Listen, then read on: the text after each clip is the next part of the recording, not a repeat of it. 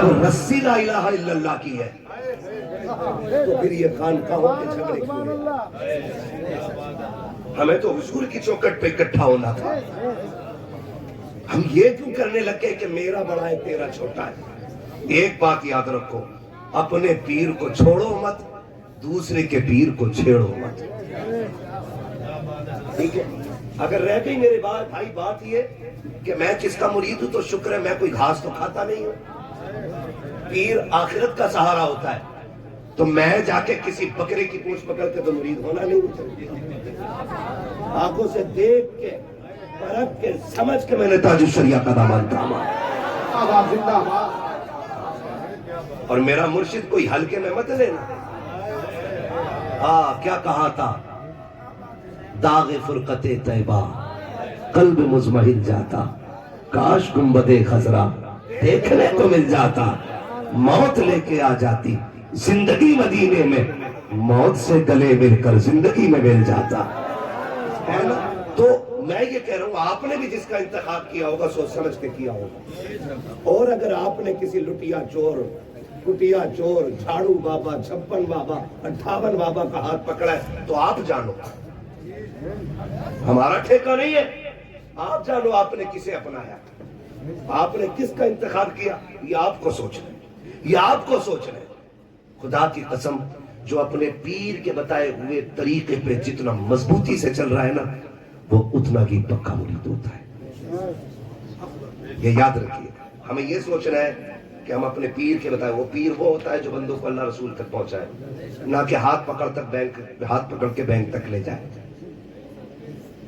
معاف کیجئے گا، دور اتنا نازک ہے. تو پیر صاحب بھی اس کے یہاں ٹھہرتے ہیں جہاں گدے سلیپ ویل کے ہوں. غریب کے گھر کی تو چائے بھی حضرت کو پسند نہیں ہے. کیا مذاق بنا رکھا ہے. حضور نے فرمایا دین غریبوں سے شروع ہوا ہے اور غریبوں میں سمٹ کے رہ جائے گا. یہ یاد رکھیے، دین غریبوں سے شروع ہوا ہے اور غریبوں میں سمٹ کے رہ جائے گا. آج تو کنڈیشن یہ ہو گئی، اگر امیر حضرت کے یہاں آ جائے تو حضور گاڑی بھیج دیتے ہیں، جاؤ ریسیو کر کے لاؤ. غریب اگر اندر آ جائے، کس سے پوچھ کے اندر آئے؟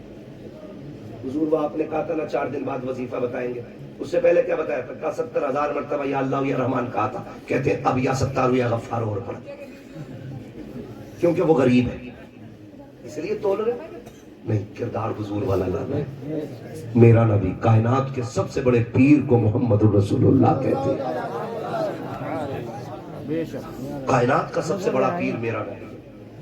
اور خدا کی قسم کردار آپ جانتے ہیں، کردار آپ دیکھتے ہیں. لوگ ذرا سا پیسہ آ جائے تو رشتے توڑ دیتے، سگا چچا بتیجوں کا منہ دیکھنے تیار نہیں. اگر بیٹے پہ پیسہ زیادہ آ گیا تو جاؤ، قسم کھا کے کہتا ہوں کتنے بوڑھے تمہارے گاؤں میں ایسے دکھا دوں گا کہ بیٹے کے پاس نیا کمبل ہوگا اور باپ آج بھی اسی رضائی میں ہوگا جس میں دیکھو تو چاند کی چاندنی نظر آ جائے. مجھے بتاؤ جو اپنے باپ کا نہیں ہو سکا وہ اپنے پیر کا خاک ہوگا؟ مجھے بتایا جائے. آج ہم اتنے بڑے مطلبی ہو گئے کہ ہم رشتے پہچان نہ بھول گئے، ہمیں اپنے رشتوں کی قدر نہیں رہ گئی. صحیح بتا رہا ہوں میں آپ کو. اللہ دولت دینا تو بگڑنا نہیں. جتنا امیر بنتے جاؤ اتنے زیادہ جھکتے چلے جانا. اس لیے کہ پھلدار ٹہنیاں ہی جھکا کرتی ہیں، کبھی خالی ٹہنیاں جھکا نہیں کرتی ہے. اور یاد رکھیے گا، امیر بننا آسان ہے لیکن بنے رہنا مشکل کام ہے. بننا الگ بات ہوتا ہے اور بنے رہنا الگ بات ہوتا ہے. اس کے خزانوں میں کمی نہیں، وہ سب کو نوازتا ہے، لیکن سارے بنے تو نہیں رہتے نا. ہم نے اتنی سی عمر کے اندر کتنے امیروں کو غریب بنتے دیکھ لیا اور غریبوں کو امیر بنتے دیکھ لیا.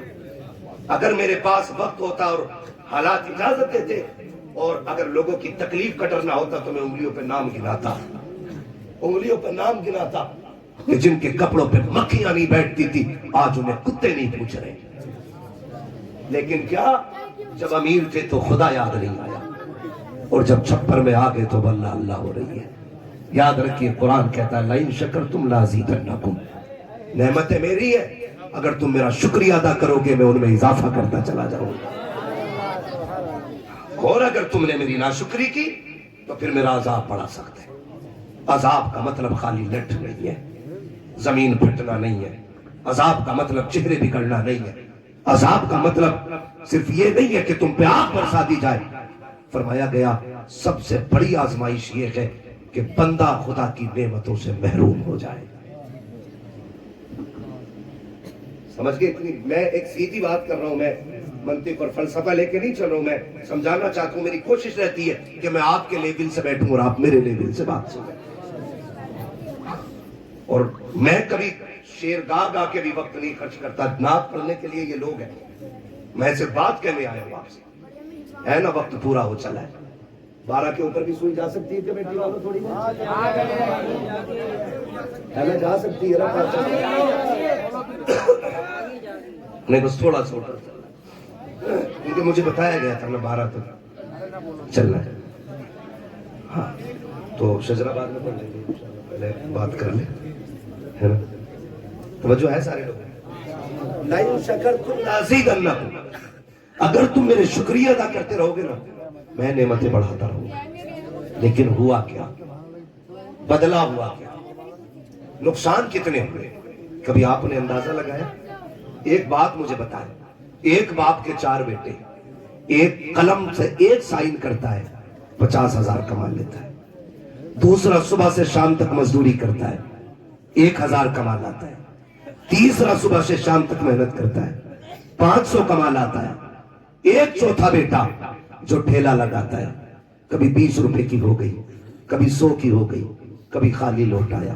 مجھے بتاؤ تو صحیح، یہ جو انکم میں فرق رہا، کوئی ایک سائن سے 50 کما رہا ہے، کوئی صبح سے شام تک 1000 کما رہا ہے، کوئی صبح سے شام تک صرف 500 کما رہا ہے، اور کسی نے صبح سے شام تک روڈ پہ کھڑے ہو کے پوری دھوپ اوپر سے اتار دی، 10 روپے تک نہ کما کے لا سکا۔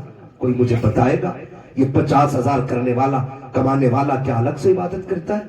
یا جو صبح سے شام تک کھڑے ہو کے بھی خالی لوٹ آتا اس نے خدا کا کچھ بگاڑ لیا تھا؟ نہیں نا، اگر یہ 50,000 ایک سائن سے کما رہا ہے یہ بھی خدا کی رحمت کے جلوے ہے، اور اگر وہ خالی لوٹ آتا ہے تو یہ بھی خدا کی رحمت کے جلوے ہے۔ وہ کہتا میں کسی سے لے کے آزماتا ہوں اور میں کسی کو دے کے آزماتا ہوں۔ یہ یاد رکھیں، کسی سے لے کے آزمایا جاتا ہے، کسی کو۔ تو یہ نہ سوچئے گا میرے پیر کی تعریف کیوں نہیں کر رہا، میری نظر میں سب سے بڑا پیر میرا نبی ہے۔ ہاں، اور انشاءاللہ اللہ کرے میری باتیں آپ کے ذہن میں اتر جائیں۔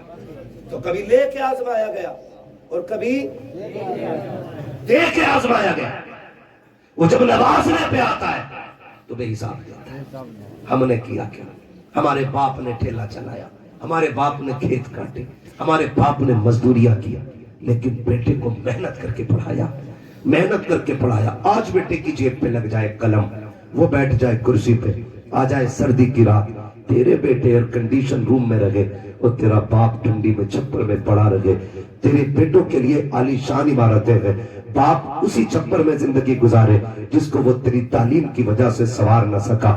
اس لیے باپ کو عالی شان محلوں میں بیٹے نہیں لاتے کہ لوگوں کے سامنے ان کو اپنا کریکٹر پیش کرنا ہے، اپنا لیول دکھانا ہے۔ ہمارے باپ کی پرانی روش ہے وہی کالے پیر، ہاتھوں میں پڑی ہوئی ٹھیکے، پیروں میں پڑے ہوئے چھالے۔ کوئی پوچھے گا یہ کون ہے، باپ کہتے ہوئے غیرت آئے گی، یہ سوچ کر کہ باپ کو گاؤں سے شہر نہیں لایا گیا۔ میں پوچھنا چاہتا ہوں اگر آج باپ کے کپڑے میلے لگ گئے ہیں، ہم نے باپ کو الگ جھوپڑی میں ڈال رکھا ہے، باپ کے ہاتھ پیر پسند نہیں آتے ہیں، ان کے لیے الگ چپر بنا دیا ہے۔ مجھے غیرت آتی ہے جب کوئی کہتا میرے پیر کے ہاتھ گلاب جیسے تھے، ان کے تلوے چھوئے تو پھول جیسے تھے۔ میں کہتا ہوں غیرت کر، خدا کی قسم تیرے باپ کے پیر بھی پھول جیسے ہوتے، اس کے ہاتھ بھی گلاب جیسے ہوتے، لیکن اس کے ہاتھ تو ٹھیٹے اس لیے پڑ گئی تاکہ تجھے حلال کے لقمے کھلاتا رکھے، پوری زندگی ننگے پیر چلا کے تاکہ تجھے عزتیں دیتا رکھے۔